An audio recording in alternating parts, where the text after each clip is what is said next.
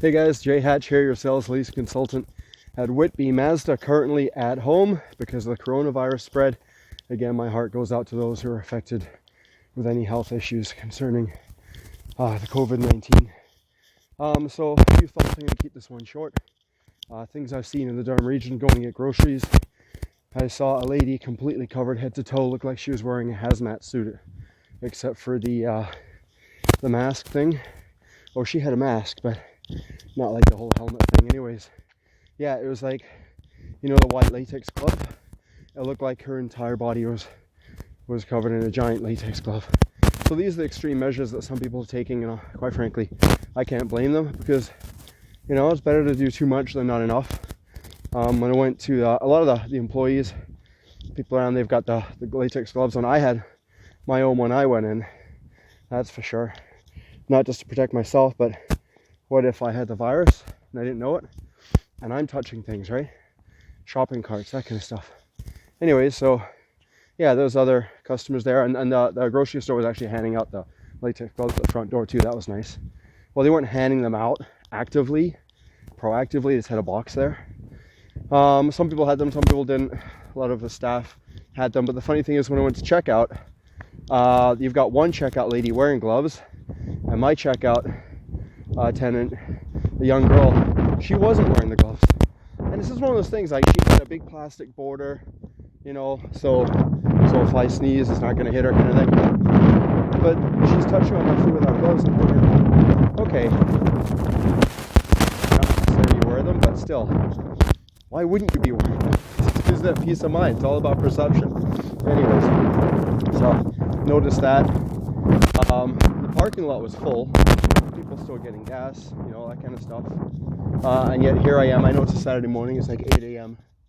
I slept in a little bit today, but you know, nobody anywhere. It's just eerie. It really, really is. A friend of mine, she's a nurse at the hospital, and she was telling me, without giving me any details, that they're struggling over there big time as far as shortage of supplies.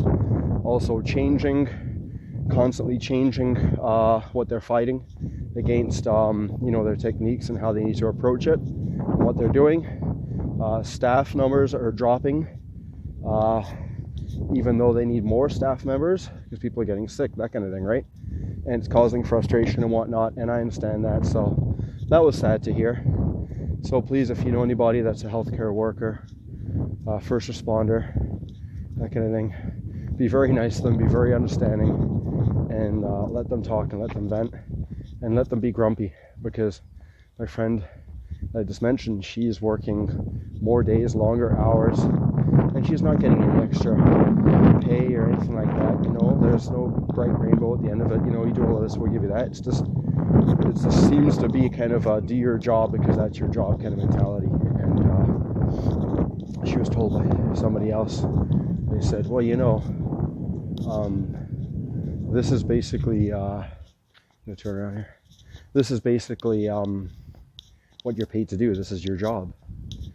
But they're not paid to go into a situation where they don't have the right equipment to protect themselves. They're not paid to do that, right? A soldier is paid to go into battle with a gun and shoot the opposing force, but they're not paid to be shot at and take a bullet. You know what I mean?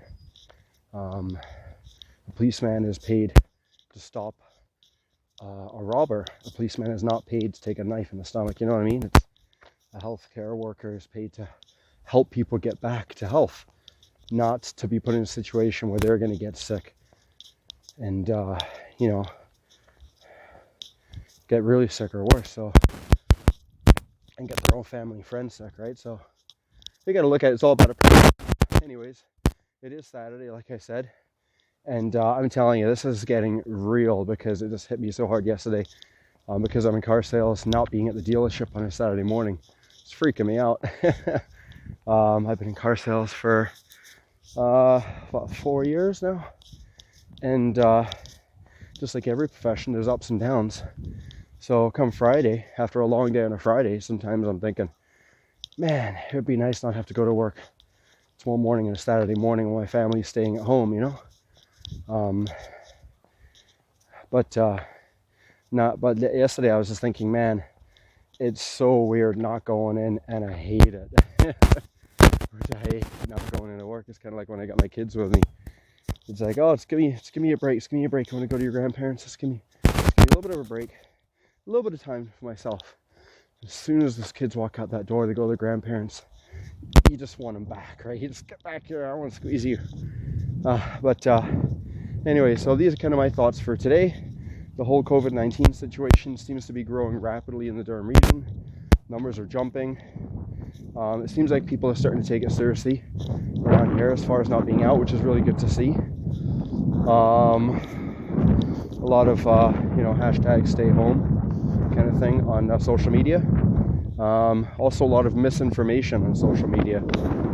You can hear one news story from two different credible sources, and they both provide different information. That's frustrating. And you just got to keep washing your hands, stay safe, and we'll get through this. Some people are saying, what's going to hurt us more psychologically? Is it going to be the coronavirus itself, or is it going to be the economy? How we take a hit? Well, I know that people will still need cars. When all this is done, there are people that are waiting to buy cars. People that would buy cars right now if the dealerships were open without everything going on right now. But so I'm confident in that. I'm confident the people that provide great service to consumers.